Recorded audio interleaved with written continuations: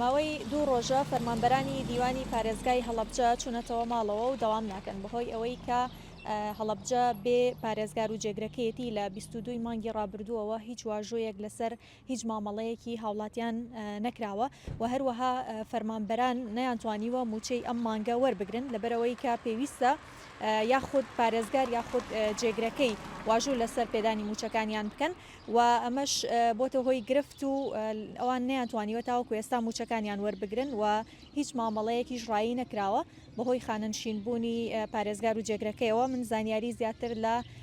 کاک ئەردەڵان سەلاح وەردەگرم کە بەڕێوبەری بەشێکە لە دیوانی پارێزگا. کاک ئەردەڵان سڵاوت لێبێ، پێمان بڵێ نەبوونی پارێزگار و جێگرەکەی و خانەنشینبوونیان چ گرفتێکی بۆ ئێوە دروست کردووە؟ بەڵێ دیارە گرفتی نەبوونی پارێزگار و جێگرەکەی نەکرد تەنها بۆ ناو دیوانی پارێزگا بەڵکو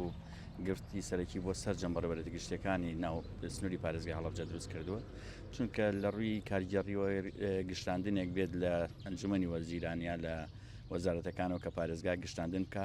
ئەو کاتە هیچ کەسێک نییە واژوی ئەو گشتاندن بکە بچێتە دایرەکان و ئیشی لەسەر بکرێ. بەنسبەت ناو دیوانی پارێزگایشەوە هەموو کارگێڕی و داراییەکان بە ئیمزای پارێزگار و یا جێگرەکەی کە بە وەکالە دەبێتە پارێزگار ئەڕابڕێەوە بەداخەوە کە ئێمە هەردووچیان خانشین لە بەسلی مانگەوە نەمانتوانیوە هیچ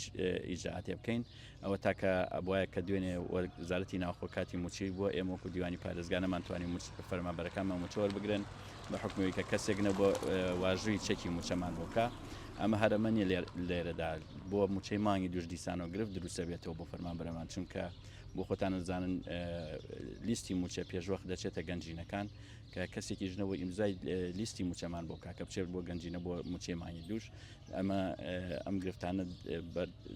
دەوامە بن و ئێمە لەگەڵ وەزارەتە لەسەر خەتین کە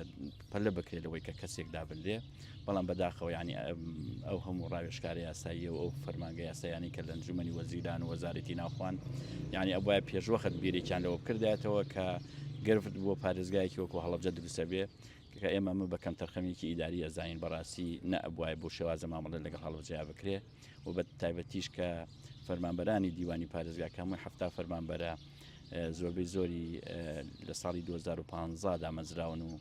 بووە بە موچەیەکی کەم و بەردەوام بۆ خۆتان ئەگەر هاتبێتن ئێمە لە سەردەمی کۆرۆنایە کە کەس دەوامی نەکردووە فەرمانبەرانی ئێمە دەوامیان کردووە دەوام کراوە، بەڵام بەداخۆی ئێستا بەهۆی گرفتێکی ئیداریوە کە چارەسەرەکەی لەدەستی وەزارەتی ناوخۆ ئەنجومەنی وەزیرانایە ئەوە زیاتر لە 15 ڕۆژە نەیانتوانیوە کە حەلی بکەن کە ئەبوایە ئەمە لە سەردەمی سیستەمی حکوومەتی بە ئەلکترۆنی و بە حساب ئەم بابەتانە دڵنیا بن لەوەی کە ئیشی 24 ساعاتە، یعنی لە 24 ساعاتە ئەم گرفتە چارەسەر و بەس بەداخەو کە کەم تەرخەون بەرامبەر بە پارێزگای هەڵەبجە. زۆر سپاس دەکەم. لە 31 ئەم ساڵەوە هەریەکە لە پارێزگاری هەڵەبجە ئازاد تۆفیق و جێگرەکەی شاهین حەمەڕەزا بەهۆی یاسای خانەنشینی نوێەوە کە 6 ساڵیان تێپەڕاند بوو هەردووکیان خانەنشین بوون، لە ئێستادا